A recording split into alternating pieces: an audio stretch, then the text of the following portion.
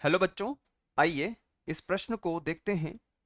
प्रश्न में हमसे कहा गया है कि अभिकथन हमें दिया हुआ है PF5 SF6 एवं H2SO4 विस्तारित अष्टक अणुओं के उदाहरण हैं और इनका कारण दिया हुआ है अष्टक नियम आवर्त सारणी के द्वितीय आवर्त वाले तत्वों के लिए लागू नहीं होता है।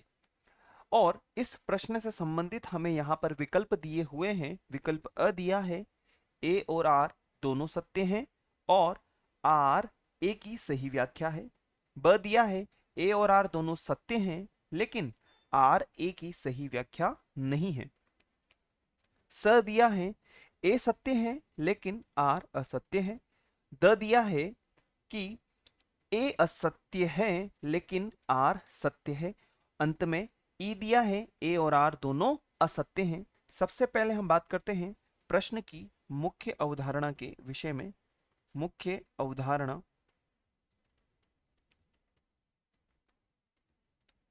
आवर्त सारणी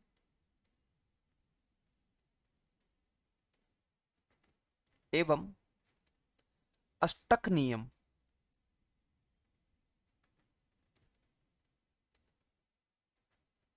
इस मुख्य अवधारणा के आधार पर हम इस प्रश्न को देखते हैं और बात करते हैं सबसे पहले अभिकथन के विषय में। अभिकथन कहा जा रहा है कि PF5 SF6 और H2SO4 विस्तारित अष्टक अणुओं के उदाहरण हैं जो कि पूर्णतः सत्य है। पूर्णतः सत्य है। और ये किस प्रकार से है? क्योंकि हम जानते हैं कि क्योंकि PF5 में यदि हम बात करें तो यहां पर P के पास 10 इलेक्ट्रॉन। यदि हम बात करें SF6 के विषय में तो यहां पर S के पास 12 इलेक्ट्रॉन।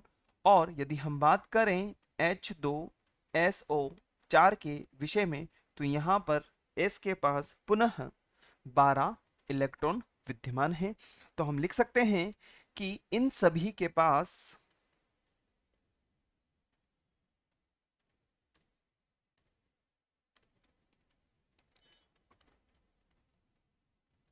सभी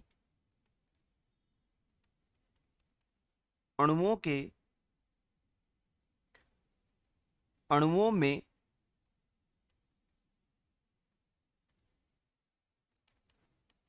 मध्य या केंद्रीय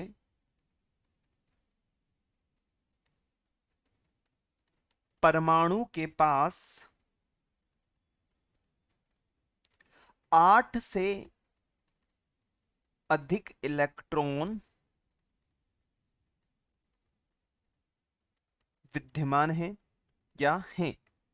तो यदि 8 से अधिक इलेक्ट्रॉन विद्यमान होंगे तो वो कहीं ना कहीं अपना अष्टक का उदाहरण प्रस्तुत कर सकेगा। तो हम कह सकते हैं कि अभिकथन पूर्णतः सत्य है। अब हम बात करते हैं कारण के विषय में जो कि हमें दिया हुआ है अष्टक नियम आवर्त सारणी के द्वितीय आवर्त वाले तत्वों के लिए लागू नहीं होता है।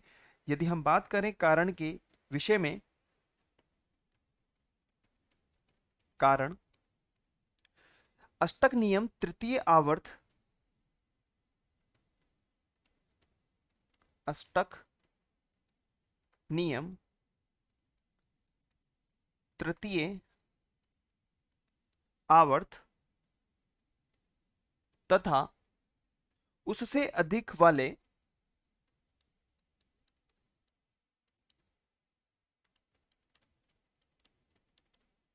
आवर्त पर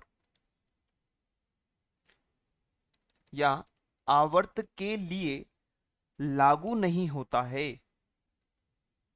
लागू नहीं होता है। अतः द्वितीय आवर्त के तत्वों के लिए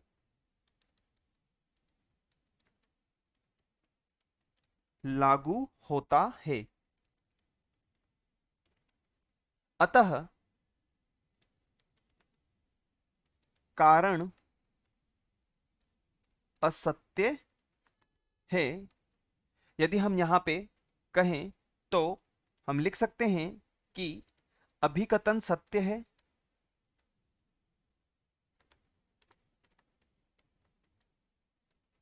और कारण असत्य है। अब हम बात करते हैं विकल्प के विषय में। विकल्प अ दिया है हमें ए और आर दोनों सत्य हैं, जो कि बिल्कुल भी नहीं है। ए और आर दोनों सत्य हैं, बिल्कुल भी नहीं है। स दिया है ए सत्य है, बिल्कुल सही है, लेकिन आर असत्य है। अतः हमारा जो वांछित विकल्प होगा वह स होगा। ए असत्य है, यह भी नहीं हो सकता।